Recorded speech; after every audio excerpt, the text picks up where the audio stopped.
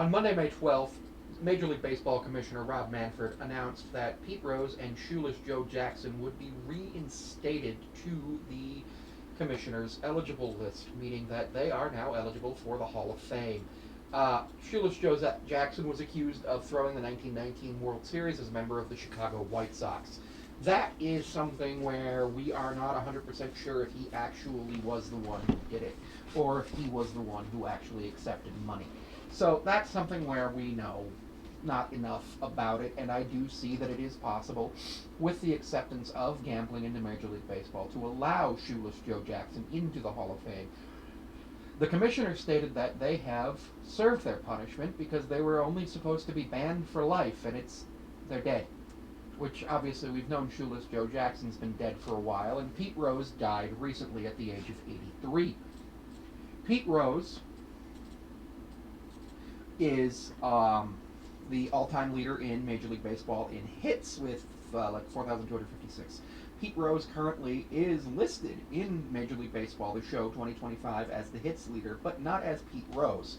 I do believe it just says, and in fact I'm about to pull that up now, team league statistics, MLB records. Yep, it says 4,256 hits for Cincinnati Reds. And then for Barry Bonds, it says 762 home runs because Barry Bonds didn't actually pay for the rights. Ichiro is shown for the Mariners. Barry Bonds is not shown for the home runs. Billy Hamilton from 1894 is shown. Hack Wilson from, that's runs and RBIs. From 1894 and 1930, Nolan Ryan's 383 strikeouts. Charles Radhorn's 59 wins. 62 saves from 2008. Nolan Ryan, Cy Young, Mariano Rivera.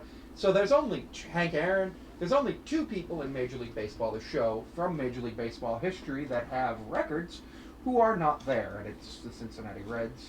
It does show 1986. Pete Rose admitted to gambling on baseball. Now, he says that he only ever gambled on his team to win, but the problem with that is you don't gamble on the sport that you're playing. That's like the main rule about sports. You avoid doing that at all costs. Because when you gamble, you are putting the integrity of the game at risk. I am currently a college student. I am not allowed to gamble on the athletics of my college.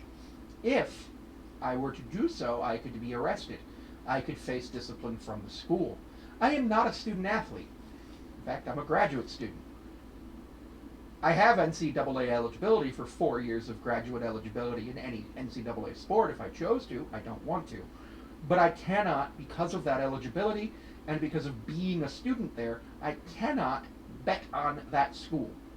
I know people in the school who could give me insider information. I have a friend in the marching band. He could tell me if somebody were injured, or if, like happened to us, the women's basketball coach were going to quit and go to another school. Pete Rose had insider information as the manager of the team. Pete Rose should not be allowed back into Major League Baseball, and he certainly should not be allowed into the Hall of Fame. Now, the Major League Baseball Hall of Fame does ask that the voters and committee members take into consideration the content of the character of the players. Pete Rose also has some allegations of inappropriate contact with minors.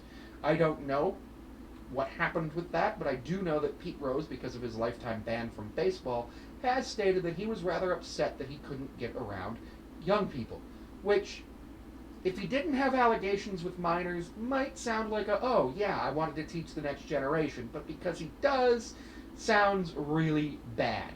Anyway, Pete Rose, Shoeless Joe Jackson, and everybody else on the commissioner's exempt list who's dead is now no longer on the commissioner's exempt list for Major League Baseball, is simply because they're no longer dead, because the commissioner's exempt list is, if you're a lifetime, if it's supposed to be lifetime, is a lifetime punishment, and when you die, your life is over.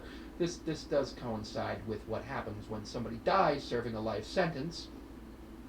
They're no longer serving the life sentence. They are dead. So they no longer are required to remain in jail.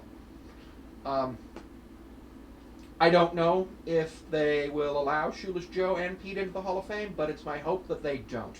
Because neither of them, after what they did in Major League Baseball, deserve to be in the Hall of Fame. And now, with Shoeless Joe Jackson, if he turns out that he was innocent, I don't know.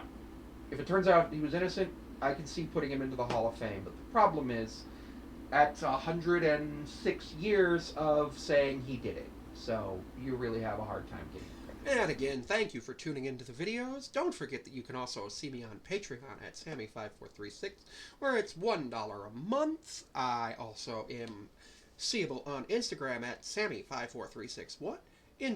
TikTok at Sammy5436. I'm on Blue Sky at Sammy5436, though I don't use that often. I believe I'm on Tumblr at Sammy5436, but I haven't used that in at least a year. And you can find me at my business email, thetrapezoidtalks5436 at gmail.com. Any information you need to send to those business emails will be looked at. I generally look at my business email on Wednesdays and Sundays, so just do be advised that I do not always have the ability to respond immediately, but if you do send an email to my business email, and as long as it's not offensive, I will respond if it's something I'm interested in with something positive, and if it's something I'm not interested in, I will thank you for your email and go ahead and say that there may be a future opportunity for us to collaborate if that's something you're interested in.